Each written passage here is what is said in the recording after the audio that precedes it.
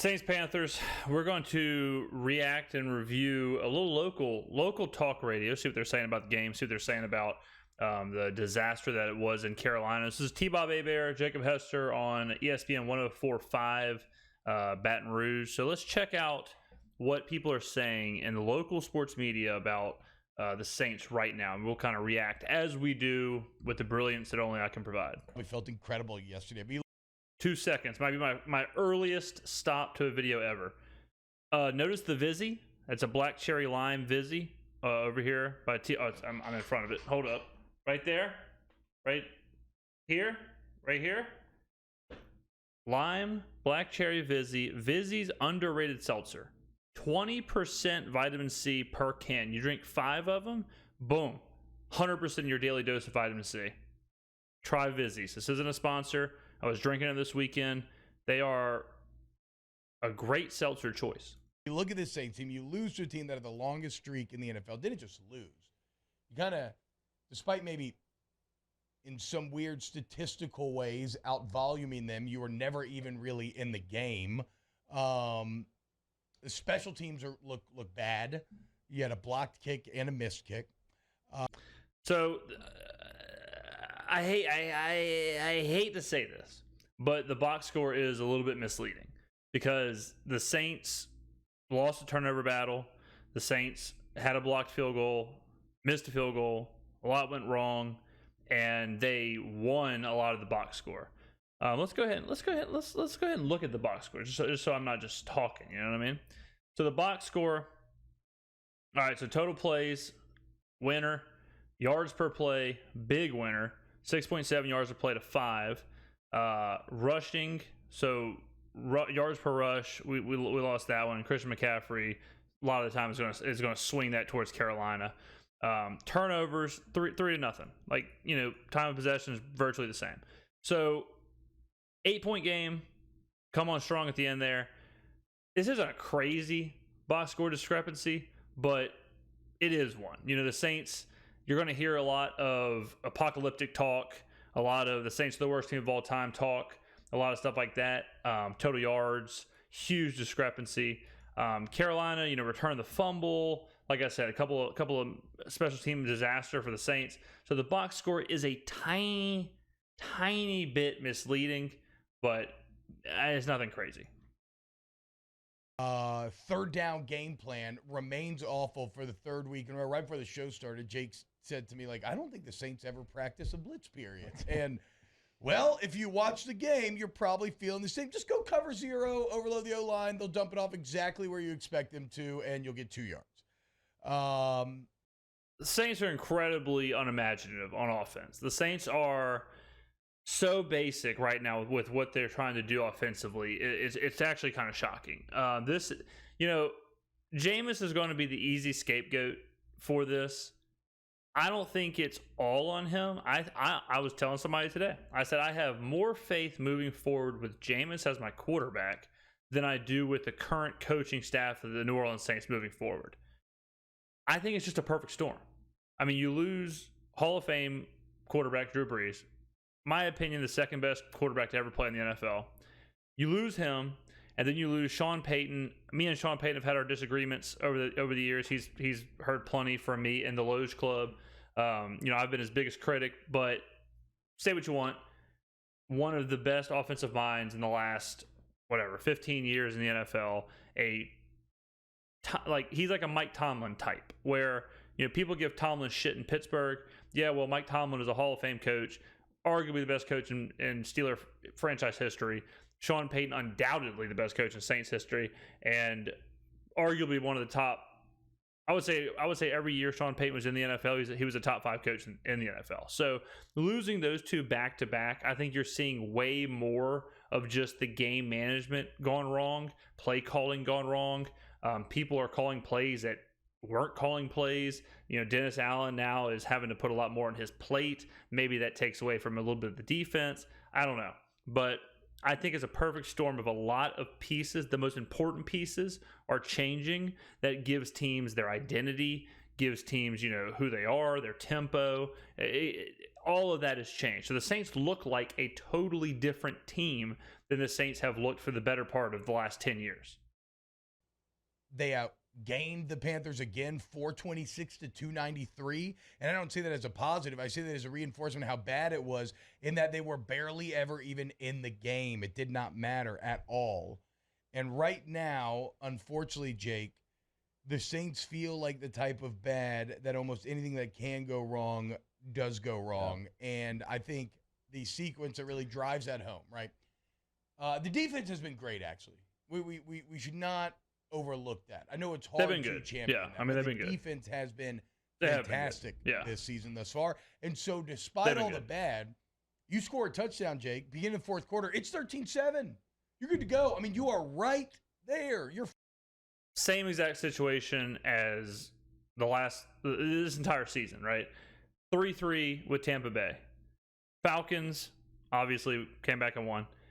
The Saints have played as bad as possible, but the defense has kept them in it, and everything is so incredibly basic that the game just is a bog. The game just completely shuts down, completely slows down.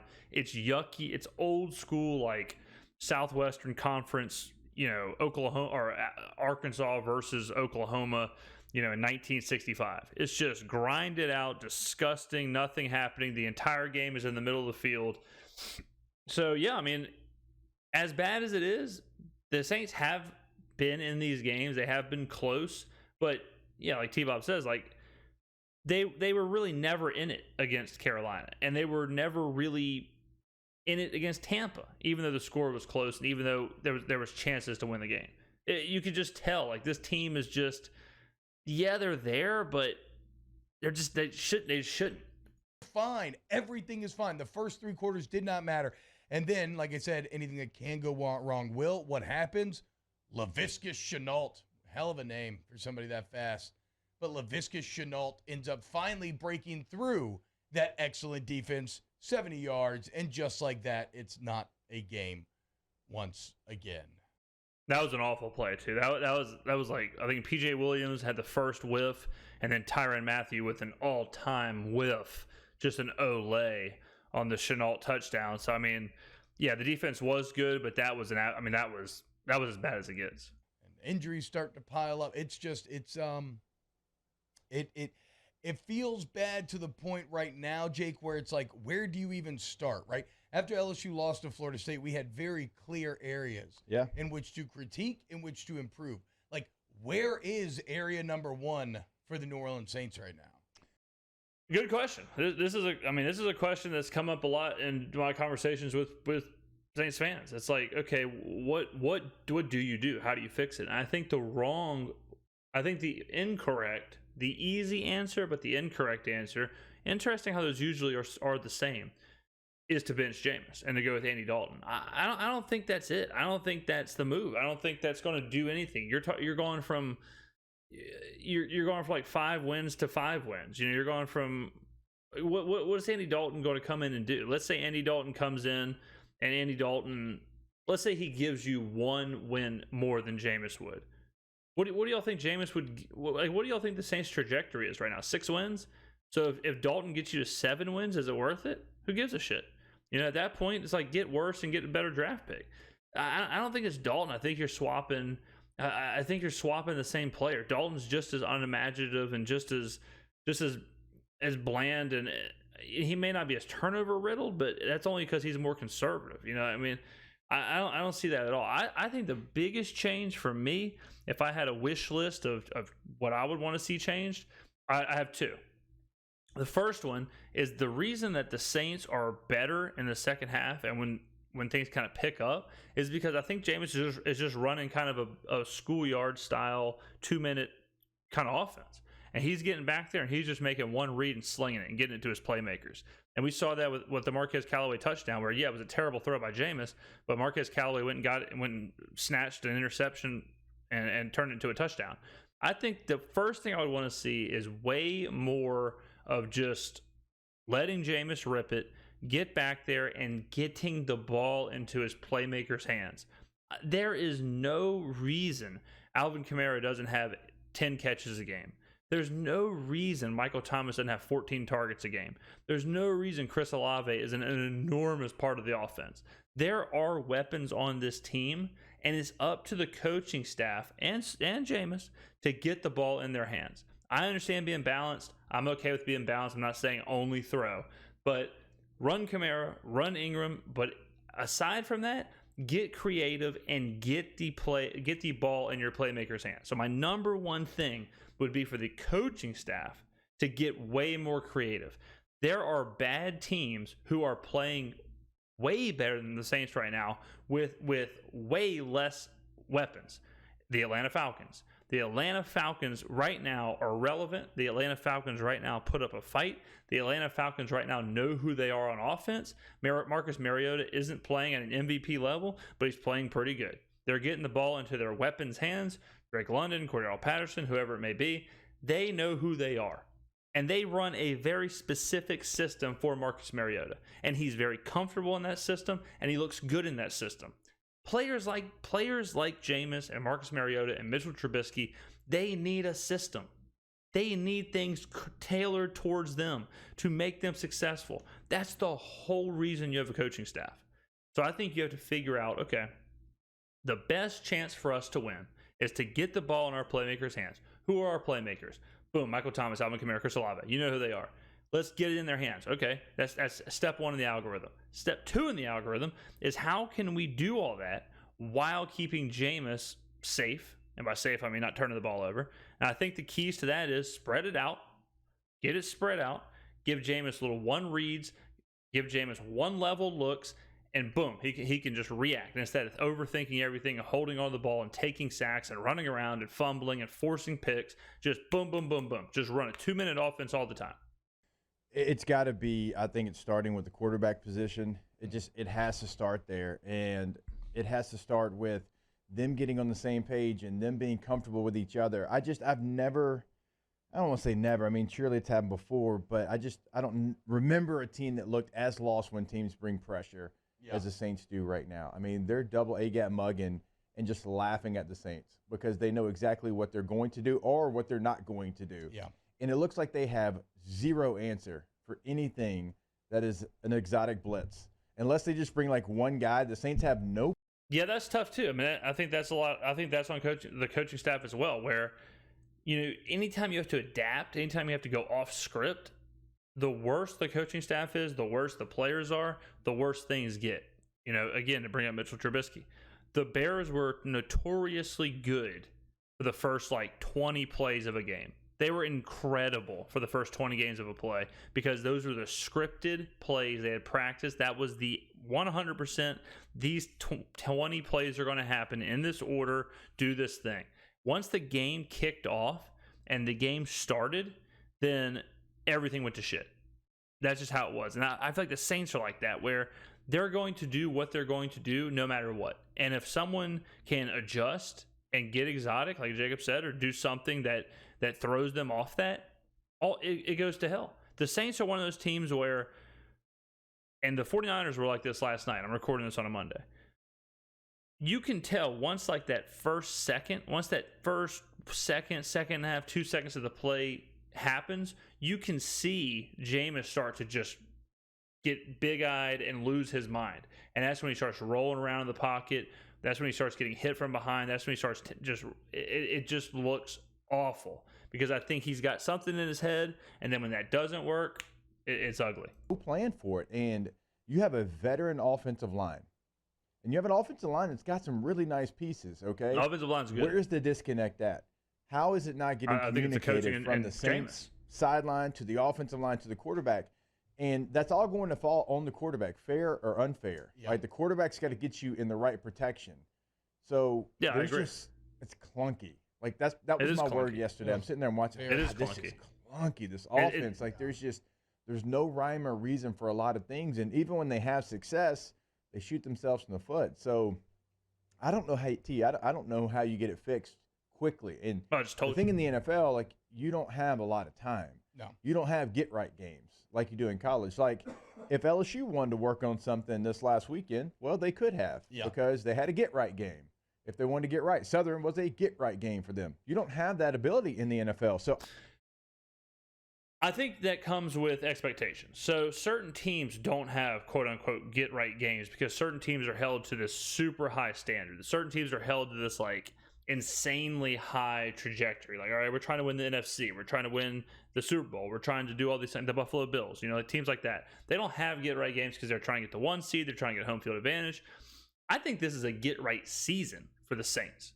Because look, I said this before, and I'll say it again. I hate to keep hitting this, but the Saints are not a playoff team, much less a team that can compete for the NFC title, a team that can go to the Super Bowl. So if that's the case, the Saints need to figure out what is their plan. And I mean like the front office. Is the plan, are we in a 3-year window? Because it kind of feels like that with Michael Thomas, Alvin Kamara, Marshawn Lattimore, Cam Jordan. These players who are right either at the peak of their career or right over it. And if you wait 3, 4, 5 years to get right and to figure out your front office plan, then a lot of those guys are going to be gone and the window will be shut. I think the Saints roster is probably good enough to win, to be in the NFC Championship game, to be one of those Final Four teams. That's the real goal, because there's so many variables in football. There's so many variables in the NFL. You just want to get to the dance. You just want to be one of those last 4 teams. If you go to your, this is going to be a controversial opinion, but I think the conference championship is really like the Super Bowl, to where if you get to the conference championship game, then in my opinion, your window's open. You can win the Super Bowl. If you get to the playoffs, you can be sub 500 and get to the playoffs. But if you're in that NFC championship game, AFC championship game, you have something about you that's good enough to be there and good enough to compete for a Super Bowl. So the Saints have to address in the front office, okay, what do we need to do to get there? I just gave you the answers. It's quarterbacks and coaches. So they need to, this is knee-jerk reaction, but I would look at Dennis Allen. I would say, all right, look, what do you think about next year, us going and finding a coach and you stepping back down into that defensive coordinator role? Maybe he says no, and say, okay, well, see ya. Look at actually getting an offensive coordinator. Look at getting a head coach. Look at really addressing that, because your philosophy of your team is going to come from that. That's the first thing I would do, because I do not think that this coaching staff can build the foundation that we need to win the Super Bowl or to compete in the NFC Championship game. I don't know how you get it fixed. Carolina's not a good football team. No, they're not. And you only gave up 293 yards. And you still couldn't find a way to win the game. Not only and one of those never really in the game. And one of those is a 70-yard pass. So really it's 220 yards if you take away a broken play. Awful. That was the worst feeling, is like you felt like you had no business being in a game in which you gave less than 300 yards up. Yeah. And you gained like almost 5. Yeah, I mean, look, Jameis has to be better. We mentioned holding on to the ball too long. That continued. He does that, no doubt. And I think that's a product of bad play calling. But Jameis, he's going to turn the ball over. So let's just take those away. But Jameis threw for 350 yards. Towards the back end of the game, he started to kind of put things together. So Jameis, he's not Drew Brees, but I think putting this game on him, of all the games, I mean it's only been 3, but of all the performances, I think this one may be one of the more unfair ones to just straight up say like I don't know, man, it looks like it's Jameis to me. You mentioned the confusion. Maybe there's an element of missing the leadership of Tron Armstead. That was something that was kind of talked about coming into the year. That as much as you really miss Armstead as a player, maybe it's missing the leadership of Drew Brees and Sean Payton. What about this, dude? Because I know this doesn't explain it all, but when I talk about the wide breadth and the overwhelming nature of just how poor the team seems in multiple areas, it's really hard to feel like the team isn't desperately missing Sean Payton. And I don't know if it is. I don't know exactly what it is. Maybe it's an amalgam of all these things, right, Jake? When amalgam, like game planning, the actual play calling once you get to the game. Because look, Dennis Allen's still doing a fine job with the defense. They remain elite in that regard. Or maybe it's like even, and Jake, maybe this is where you can give us some better insight with your experience in NFL locker rooms. Maybe it's just kind of the competency and the belief in it from a team that comes when you have a head coach that you know is very good, a guy with a ton of experience. Just the feeling that he gives off when you know that he's been dominating for kind of a decade and a half in this league versus all this relative newness and Allen and Carmichael. But it doesn't explain it all, but it's hard not to feel like the Saints aren't desperately missing their former head coach of the last decade and a half. That's exactly, I mean, T-Bob, what a genius, really. But that's exactly what I'm saying. What I'm saying, like, people look at the games and they say, all right, Sean Payton's gone. So Carmichael will take over plays and Dennis Allen will be the head coach and we'll be good to go. There's so much more that goes into it. There's so much more that goes into being that coach figure. It's your, like you said, your game planning, watching the film leading up to the game, practice, the tone of your locker room. That's why last year with Jacksonville, Urban Meyer was terrible whenever he had to travel distances. And a lot of people, me included, believe that he just didn't know. He didn't know how to do that. He didn't know how do I get the team ready? How do I handle the team at the hotel? How do I handle the travel? How do I handle all that stuff? How do I handle the game day? Like, all those elements to it are such a big deal. And you get someone like Doug Peterson in who's done those things, who brings kind of a rhyme and reason and brings a life to an organization, and all of a sudden the Jaguars are good. That's why, of all the games, I'm really harping on the coaching staff. I'm really harping on the coaching staff because I don't think they're doing a good enough job. Bottom line, straight up. I don't think they're doing a good enough job game planning or adjusting or getting their players in spots that they can be successful. This team does look disorganized. This team looks lifeless. And I think that's because of, or I have no other choice but to believe that's because of Dennis Allen and his coaching staff. So, it's only been 3 games and it's harsh, but I think that's just what it is. Well, there's a reason why when every job came open over the last decade plus, like, Sean Payton's name was attached to it. Yeah. I mean, I think the NFL circles, they know what kind of coach he is. But the thing that I can't understand is it feels like you started over, but you didn't. You did. That's the thing. Like, Dennis Allen's been there. Yeah. Pete Carmichael has been there. I mean, Pete's been there for forever. Yeah. Like, so you should be doing? comfortable with those coaches. You should have a belief in those coaches. But they're not doing anything. The players know. The players know Sean Payton was the guy, right? So just because Pete Carmichael has been there, he hasn't been calling plays, and I believe, I'm trying to think what job was open, but there's been jobs in the past that have been open where Pete Carmichael was like, yeah, he's not a candidate for the job, or he's not interested in the job. And those things were always kind of weird to me. I think players know, locker rooms know, and I have a feeling that players and the locker room knows that Sean Payton was the glue that held all this together. So now that it's substitute teacher Dennis Allen and substitute teacher Pete Carmichael, I think that's all they are, is substitute teachers who don't have that leadership or don't have that true, play caller, head coach kind of thing going on. Because you've been around each other. You've had success. And like you mentioned, like, Dennis Allen is actually doing a really nice job defensively. The defense is playing really well. Good defensive coordinator. I mean, outside of that one play that you talked about where P.J. Williams took an awful angle, I mean, they played lights out. Yeah. The offense just, it feels like there's somebody new calling plays. It feels like there's new personnel, and it's just not the case. There is someone new calling plays. The offensive coordinator. Sean Payton is not there. Sean Payton is not game planning. Sean Payton is not putting all this together. This isn't Sean Payton's vision coming to life. He's not managing the games. I understand that Carmichael's been there. I understand that Dennis Allen's been there.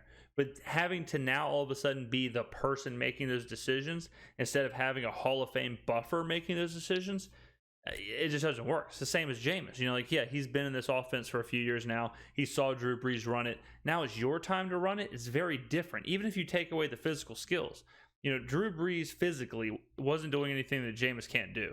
It's Drew's ability to lead, Drew's ability to feel the game, Drew's ability to read the defense, Drew's ability to adapt, Drew's ability to get his protection set up. All of that outside stuff that's so hard to look, or so hard to see, stuff that doesn't show up on the box score. That is the stuff the Saints are missing. They do not have any of that right now. Have everyone out there. Only Chris Olave is really the only new piece. I mean, everybody else has been there, including the coordinator. So that's where I have a disconnect. It's like, why is it not getting communicated from the sideline to the huddle? And also, look, Jameis has been in the NFL a long time. Yeah. Like, Absolutely. you gotta help out. Like, you gotta get in some protections that you feel good about, because he was not great by any means yesterday. And So he kind of hit on a point that I was talking about earlier, but it's like, so it feels like players are new. It feels like players are in a different system because they are in a different system. And you can even see players like Alvin Kamara, who looked so dynamic years ago in Sean Payton's offense, with Sean Payton's vision, with Sean Payton's ability to get him in creative spots. I don't see Kamara in any creative spots. I see Kamara, they're almost using him like how a team would use like a spell running back, or a team would use a running back that they think is just kind of below average. Kamara should be, and I talked about this in the preview to the Panthers game, that he should be everywhere on the field. He should be used almost like a Deebo Samuel, where he's lining up in the slot, he's lining up, he's getting screens, he's taking on linebackers, running crosses and slants, he's taking the ball as a halfback. He's all over the place on the field. With a player like Kamara, or a player like Christian McCaffrey, or players like that, you have to get creative with them or you're wasting them. And right now, Alvin Kamara, to me, is being wasted. If he's just the fourth receiver for Jameis, whenever things break down, he dumps it to Kamara, and that's about it. Or he gets a couple screens, and then beyond that, he just runs downhill up the middle. That's just such a waste. It's just... But again, like that, there has to be more creativity. Same with a Michael Thomas. Same with a Chris Olave. Like Taysom Hill is another example. There's a reason that Taysom Hill, people were talking about him like he was the most dynamic player in the NFL, because he had someone like Sean Payton devising game plans for him. I mean, it's just, to me, it's very obvious what's going on. And some of his throws, we can break him down. I know he's dealing with the injury. No, please, and your guards. Please, let's not your break him guards down. are awful Please. right now. I mean, historically bad. Song remains the same. So, but still, like, you've been together too long not to have something, not to have a cover zero beater, not to have a double A gap mug beater. Like, it just looks like all right, we got the play called. They're showing double A gap mugs. Two linebackers walking the A gap. Oh, God. Yeah, no, I mean, it's... oh, what do we do here? And then they just don't adjust. They just call a play that they have called. And you can't do that. Yeah. You have to, okay, hey, they want to do that. All right, even if they drop, we've got to know that this is what we're going to do based off of it. And then to your point earlier, once they did that, the Panthers knew exactly where they were going hot with the football. There's a 2-yard slant, and they tackle it right there for second It's just a and 8. basic It's plan. like forcing a right-handed guy to go left, right? I mean, you are, sure, the Saints may complete the ball, but the Panthers are completely controlling where the Saints are completed to, right? It's like guarding someone who can only dribble right-handed in like pickup basketball. You know where they have to go because they can only dribble right-handed. So you know what they have to do. And no matter if you shade all the way over and say, all right, if you can do anything with your left, you're going to beat me to the basket. But they can't. It's because you know they will not adjust. They can only do this one thing. And that's how the Saints are. It's like they're a puppet on a string. So Jake, maybe here there's something to glean from an optimistic standpoint. Like, in theory, shouldn't that... Now, I know it's very perplexing why it's still happening right now, and so maybe this is not as easy as I'm saying, but, like, in theory, shouldn't that be relatively easy to fix? No. Like, isn't that kind of game? Like, right? Well, I mean, in theory, I guess. Like, in theory, if you had a strong coaching staff and you had the ability to adjust and fix it, but I don't think the Saints do. Able to clean that up. They should be able to clean that up in a walkthrough before lunch. Okay. Like, every NFL team has like a little bitty old walkthrough that they have after film right before lunch, and they should be able to go and clean that up. Hey, when 2 guys walk in the A gap, we're going to do this. When they want to bring 7 guys, we're going to do this. Like that's what is concerning, is because it's not just this game. No, we're in the same shirt. It's been all 3 games. Yeah. All 3 games. If I had a Padres hat, we'd be twins. known that they can pressure New Orleans, and New Orleans has no adjustment. Like, that's what I want to know today. Like, when Dennis Allen, when he gets up there, I hope someone asks him, what is the plan to fix this? Because, again, you have a veteran offensive coordinator who's been there for a very long time. I know he wasn't calling the plays, but he has been in place. He's called plays before. We all know that. Okay? You have a quarterback. I understand what he's saying, but I just hate the whole, like, he's been there. He should be better at doing this. you're asking him to do something at a Hall of Fame level. You know what I mean? Like, I don't know. It's just, I think what it feels like to me, and that's how I felt going into the season. It felt like to me that the front office, and I talked about this in my last video, and maybe this is a financial move, but it felt like the Saints were just so complacent this offseason. They were so complacent. They were like, you know what? Pete Carmichael hasn't been attached to any job in the last blank however many years, right? There was no coaching search. We heard rumors of Lane Kiffin. We heard all this stuff. There was nothing. No movement at all. No movement, nothing. No, I don't think any of the guys who got hired, the Mike McDaniels, the Nathaniel Hackett's, the whoever, I don't think they even interviewed with New Orleans. So to me, it felt like the Saints just took the safest, easiest track with the most average results. Like, all right, we can enter the season at a C level, and they didn't even attempt, which I think we're under C level. A little wordplay there, but they didn't even attempt to improve how they were entering the season. They just said, you know what, I see it as a C. I see the C. I gotta think of a different letter. The D level. I see the D level, and I'm okay with entering the season at a D level. And I think people that hopium, I think got people to where they were like, hell yeah.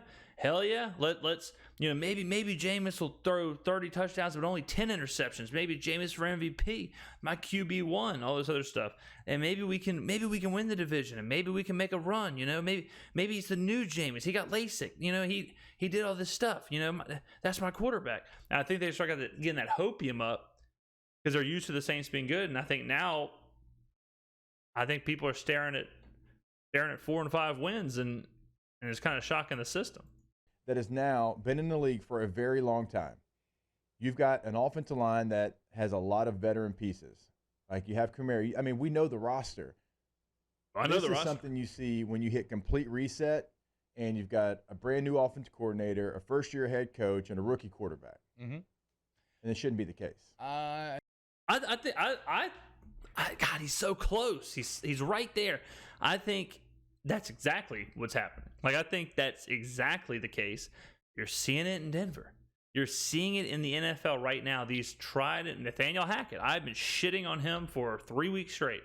This guy coached Aaron Rodgers. This guy was in NFC Championship games. This guy was winning 13 games. This guy was calling plays for one of the most dynamic offenses in the NFL with one of the top 10 best quarterbacks in the NFL for years. The most consistent offense, the most consistent thing in the last 10 years has been the Green Bay Packers. And you take Nathaniel Hackett and move him to Denver, and what was it? They went 9 quarters without a red zone touchdown. They scored 11 points. They had 9 3-and-outs against San Francisco. How is it the same guy? And they have Russell Wilson. I'll tell you how. Because it's not the same. Like Nathaniel Hackett is a veteran coach calling plays. He's an offensive-minded guy, but you put more stuff on him. Now he's got to figure out, he's game managing. He's figuring out, he's in charge of all these logistical things, the travel, I know he's not an attendant. I know he's not like on Delta booking the flights, but these are still things that he didn't have to do that he's now doing. He's the one giving these locker room talks. He's the one concocting the entire game plan. He's the one watching new film. He's the one doing all this stuff. He's doing player relations. He's building a roster. It's his team. He's talking to the owner. He's talking to the GM. Before it was, he had a buffer. It's so new. Like, just because you're in the NFL, just because you were coaching for a long time, whether offensively or defensively, how many times do we see it? We are seeing it right now. We see it every year where coordinators or new coaches, Josh McDaniels in Las Vegas right now. It is the norm, I would say, nowadays, for coaches to be way overwhelmed and way underprepared for these big step-ups and job duties. Specifically, whenever you are inheriting the job from a Hall of Fame coach and you're losing your Hall of Fame quarterback. So the reset with the brand new identity, I know it seems like it shouldn't be happening, but to me, it's pretty apparent that is what's happening. And already, I mean, the results just like that newness. Like you said, last year under Peyton, through 7 games, what was Jameis? 5-2, 14 tuds, 3 picks. I want to say it's like 4 tuds, 5 picks already this year. Now, granted, one of those yesterday is a Hail Mary.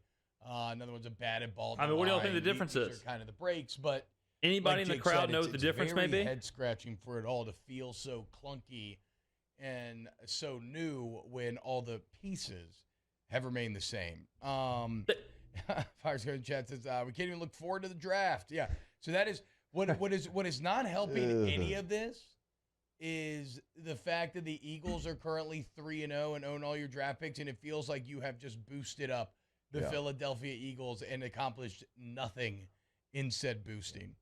Well, what's going to feel even worse, I got news for you. What's going to feel even worse is whenever Sean Payton walks his ass to Dallas next year. I will cut my hand off and eat it if Sean Payton is not coaching in the NFL next year. Bottom line, if I was Mickey Loomis, if I was the Saints, I would erect a statue in the middle of the French Quarter for Sean Payton. I would say, look, Sean, just come back to New Orleans. You took a year off. You did some TV. You're on Pro Football Talk. You're on the Colin Cowherd show. Whatever. Please, just come back. We'll do anything, Sean. Please, God, Sean, please. We'll do whatever you want. I would give him a lifelong contract. I'd give him free beignets for life, free Sazeracs for life, however he wants to do it. Gift cards to Curio, my favorite restaurant in the quarter. However he wants to do it. Okay? That's what they got to do. If they go into next year with Dennis Allen as the head coach and Pete Carmichael calling plays, it's going to be the same shit it is this year. Dennis Allen, by the way, did come out and say, hey, we're sticking with Jameis. Yeah. We're not making a Not the change. problem. And so he's already made that public. You just, obviously Jameis has an injury, and if that injury is affecting him. Now, it didn't look like... That's not it. He's already said it's not. That's not it. Because he played well at the end. Let's read some comments in this video, and then we'll go from there. So thank you, T-Bob and Jacob, for the vid. So y'all check them out again, 104.5 ESPN. Baton Rouge! All right, let's read some of these comments. All right. Going into the season, I was looking forward to seeing this loaded offense with Thomas, Landry, Olave, Kamara, Hill, how frustrating it's turned out to be. True. I mean... it is not a loaded offense with without a game plan. In my opinion, I love when people say that because it's like, we know it's your opinion. You are literally saying it. In my opinion, Jameis isn't good at reading defenses. You could have put the period after good, my friend. Part of the quarterback's job is to tell what's coming and give O-line assignment change. Drew was a genius at that. That plus they look very undisciplined. The only question I have is why they won't sit Winston and let him heal. This is why they got Dalton, isn't it? I don't think the injury is significant, because if the injury was significant, this would have been the game to sit him. This would have been the game to sit him and let him heal. I said this last week. I would have sat Jameis. I would have said, nurse your back. I would have said, stay home. Don't make the London trip. And I would have had Dalton play against Carolina and Minnesota. And I would have had Jameis come back in that third game, unless Dalton was really good. That's what I would have done. I agree. They all look like they never played in this system. It's heartbreaking. Real talk, my friend. They have never played in this system. This is a brand new thing, brand new philosophy. I can't help but wonder if maybe this is a byproduct of Dennis Allen's coaching style. As Cam Jordan put it on the Rich Eisen show, in practice, when the defense wins, we don't run it back. Maybe they should start. Help Jameis figure out why defense keeps killing him. Panthers going into the last game were the only team in the NFL not to have forced any turnovers. They only won. They got 3 against us yesterday. Let that sink in for a minute or two. The offense seems to be playing just like the coaches. Like, oh, well, got to get better. The offense seems to be playing just like the coaches. Like, oh, well, got to get better. Just how I see it. I haven't seen Allen fired up one time trying to get players motivated. Now I see why Sean called the plays. Pete can't call plays to save his life. Like the play calling, I think that's another difference too. But I don't think the play calling has been bad. I think it's like just the whole philosophy. The play calling has been kind of whatever. It's just the scheme is bad. That part is bad. Not so much the play calling itself. But that's kind of that's a little look into that's kind of a little look into the local New Orleans media, kind of what they're saying, and a little bit of the breakdown from me in that one. So we're going to be doing this all week, obviously talking more about what's going on here. So thank you for watching this video. Like, subscribe, all that fun stuff, and we will see you on the next one.